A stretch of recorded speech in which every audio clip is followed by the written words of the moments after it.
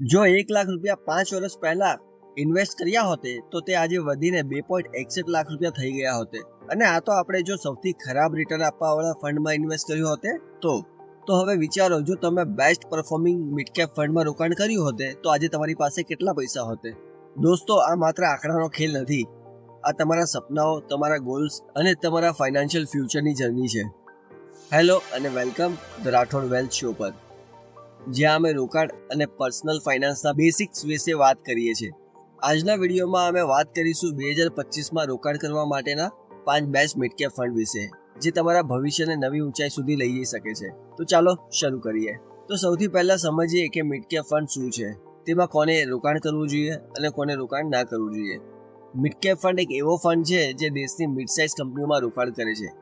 આ કંપનીઓ large cap કંપનીઓ કરતાં નાની અને સ્મોલ કેપ કંપનીઓ કરતાં મોટી હોય છે અને જેનો રેન્ક 101 થી લઈને 250 સુધીમાં આવે છે. અને એ લોકો માટે બેસ્ટ છે જે હાઈ રિટર્ન મેળવવા માંગતા હોય. પરંતુ દોસ્તો, આ જર્ની સહેલી નથી.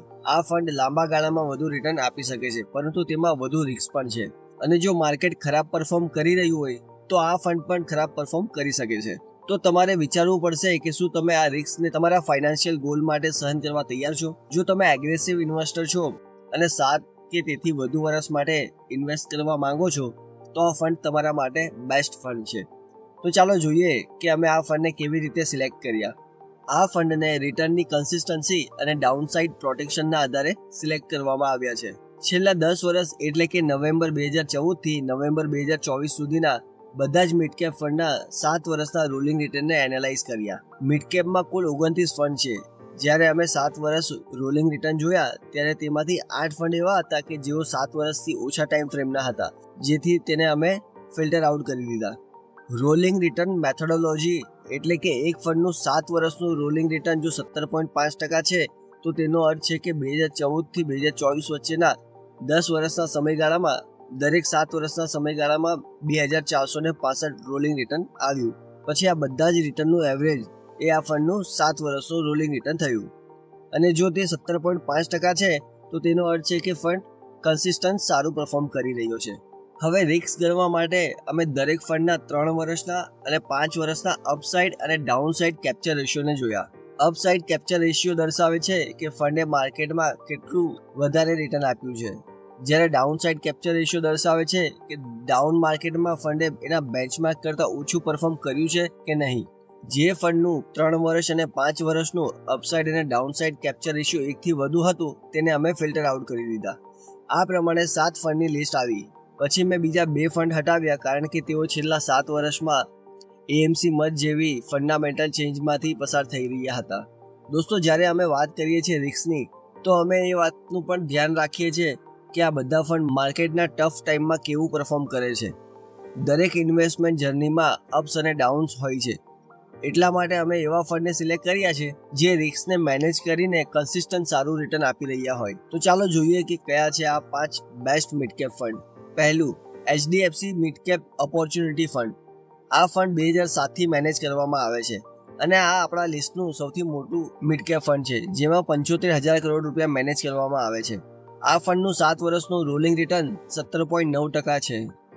જો તમે આ ફંડમાં 5 વર્ષ પહેલા 1 લાખ રૂપિયા ઇન્વેસ્ટ કર્યા હોતે તો આજે તે 3.53 લાખ રૂપિયા થઈ ગયા હોતે.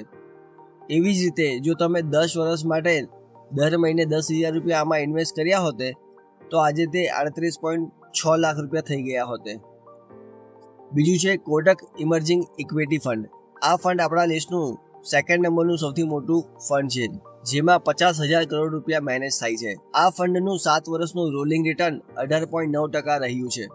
જો તમે 5 વર્ષ પહેલા આ ફંડમાં 1 લાખ રૂપિયા ઇન્વેસ્ટ કર્યા હોતે તો તે આજે 3.43 લાખ રૂપિયા થઈ ગયા હોતે. એવી જ રીતે જો તમે દર વર્ષે 10,000 રૂપિયાની એસઆઈપી 10 વર્ષ માટે કરી હોતે તો આજે તમારું રોકાણ 39.19 લાખ રૂપિયા થઈ ગયું હોતે. ત્રીજું છે એસબીઆઈ મગ્નમ મિડ કેપ ફંડ. આ ફંડ 11,407 કરોડ રૂપિયા મેનેજ કરે છે. આ ફંડનું 7 વર્ષનું રોલિંગ રિટર્ન 17.4% છે. જો તમે 5 વર્ષ પહેલા આ ફંડમાં 1 લાખ રૂપિયા ઇન્વેસ્ટ કર્યા હોતે તો આજે તે 3.16 લાખ રૂપિયા થઈ ગયા હોતે. એવી જ રીતે જો 10 વર્ષ માટે તમે દર મહિને 10,000ની એસઆઈપી કરી હોતે તો આજે તે 41.66 લાખ રૂપિયા થઈ ગયા હોતે. પાંચમું છે ઇન્વેસ્કો ઇન્ડિયા મિડ કેપ ફંડ. આ ફંડમાં 5,642 કરોડ રૂપિયા મેનેજ થાય છે. આ ફંડનું 7 વર્ષનું રોલિંગ રિટર્ન 17.27% રહ્યું છે. જો તમે 5 વર્ષ પહેલા આ ફંડમાં 1 લાખ રૂપિયા ઇન્વેસ્ટ કર્યા હોતે તો આજે તે 3.47 લાખ રૂપિયા થઈ ગયા હોતે. એવી જ રીતે જો 10 વર્ષ માટે તમે આમાં દર મહિને 10,000ની એસઆઈપી કરી હોતે તો આજે તમારું ઇન્વેસ્ટમેન્ટ 39.7 લાખ રૂપિયા થઈ ગયું હોતે. તો આ હતા 2025ના ટોપ 5 મિડ કેપ ફંડ.